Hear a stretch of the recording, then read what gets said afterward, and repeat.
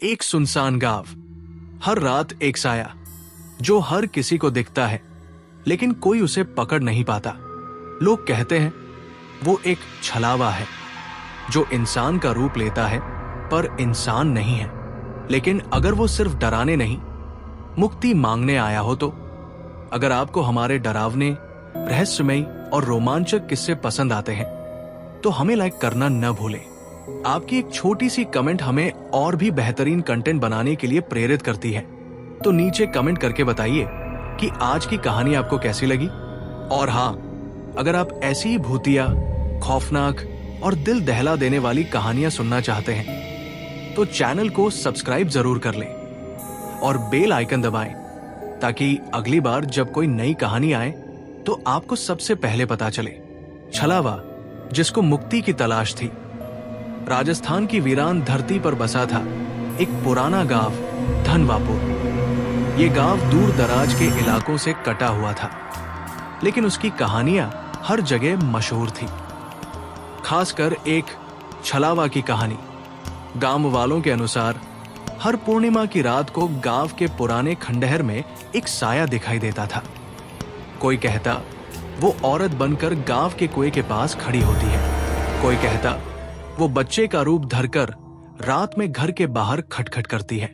लेकिन एक बात सब में कॉमन थी, जो भी उसे देखता वो धीरे धीरे पागल हो जाता। आरव, एक young documentary film maker, Mumbai से धनवापुर आया था।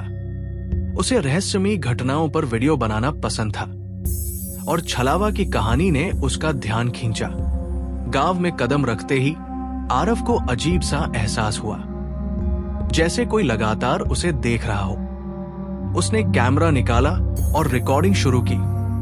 गांव के बुजुर्ग पंडित हरिराम ने उसे चेताया, बेटा, ये कोई कहानी नहीं, वो आत्मा है जो फंसी हुई है। जो उसकी सच्चाई जानने जाता है वो लौट कर नहीं आता। आरव मुस्कराया, पंडित जी, सच से डरने वाले हम नहीं। मैं सिर्फ जानना चाहता हूं कि आखिर छलावा क्या है। पहली ही रात आरव ने गांव के बाहर पुराने खंडहर में कैमरा लगाया। खंडहर कभी एक जमींदार की हवेली हुआ करता था।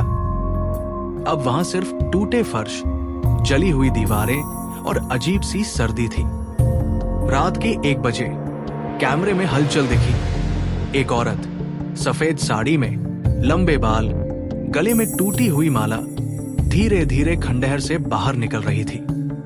उसका चेहरा धुंधला था पर आंखें चमक रही थी। और अचानक कैमरा बंद। आरव दौड़कर पहुंचा, लेकिन वहां कुछ नहीं था।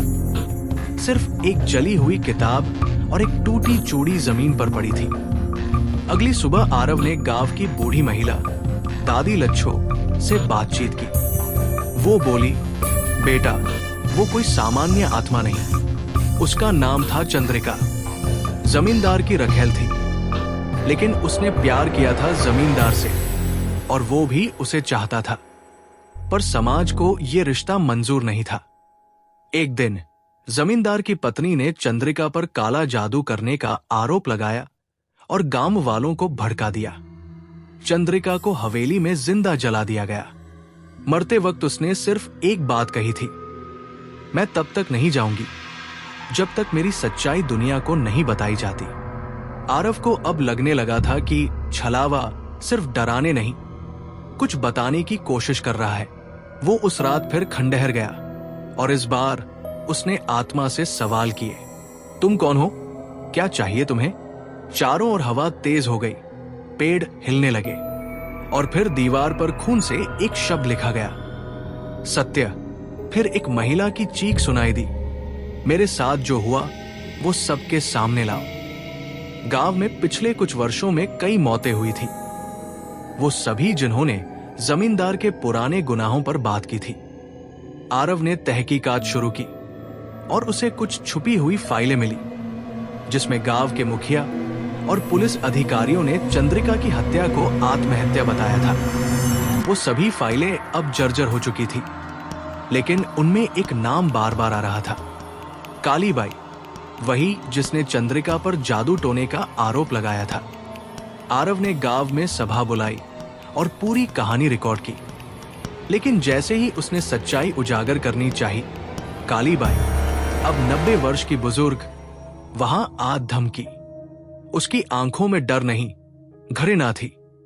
वो औरत आज भी मेरा पीछा कर रही है। मैं जानती हूं वो मुझे माफ नहीं करेगी। और अचानक हवा में कंपन हुआ और एक सफेद परछाई प्रकट हुई। चंद्रिका। काली बाई जमीन पर गिर पड़ी।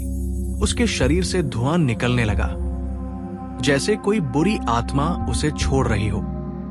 चंद्रिका की आत्मा धीरे धीरे आरव की ओर बढ़ी और उसकी आंखों में आंसू थे। पहली बार उसने किसी इंसान को बिना डराए देखा। तुमने मेरी सच्चाई सामने रखी, अब मैं मुक्त हूं। उसने अपनी टूटी चूड़ी आरव के हाथ में रखी और फिर धीरे धीरे हवा में विलीन हो गई। उस दिन पहली बार गांव में पूर्णिमा की रात शांति से बीती। अगली सुबह गांव के पुराने खंडहर की जगह एक सुंदर मंदिर बन गया, बिना किसी मजदूर के, बिना किसी योजना के। लोग कहते हैं वो आत्मा की मुक्ति का प्रमाण है। आरव ने वो टूटी चूड़ी गांव के मंदिर में रखवा दी और उसकी डॉक्यूमेंट्री छलावा the spirit that wanted truth viral हो गई। लाखों लोगों ने देखा और कई लोगों ने कमेंट किया, हमने भी अपने गांव में ऐसा ही साया देखा है। लेकिन कहानी यही खत्म नहीं होती। डॉक्यूमेंट्री के आखिरी फुटेज में, जहां चंद्रिका हवा में विलीन होती है, अगर आप ध्यान से देखें तो एक और परछाई खड़ी होती है, काली बाई की। क्या वो अब छलावा बन गई या फिर कोई और मुक्ति की तलाश में है? छलावा सिर्फ आत्मा नहीं होती, वो अधूरी कहानी होती है जो तब तक पीछा करती है जब तक उसे कोई सुन न ले। अगर आपको हमारी कहानी पसंद आई तो इसे लाइक करें, अपने दोस्तों के साथ शेयर करें और हमारे चैनल को सब्सक्राइब करें। घंटी दबाना न भूलें ताकि अगली बार की रहस्यमयी कहानियां आप सबसे पहले देख सकें। आपकी एक प्रतिक्रिया हमें और बेहतर बनाने में मदद करेगी। धन्यवाद।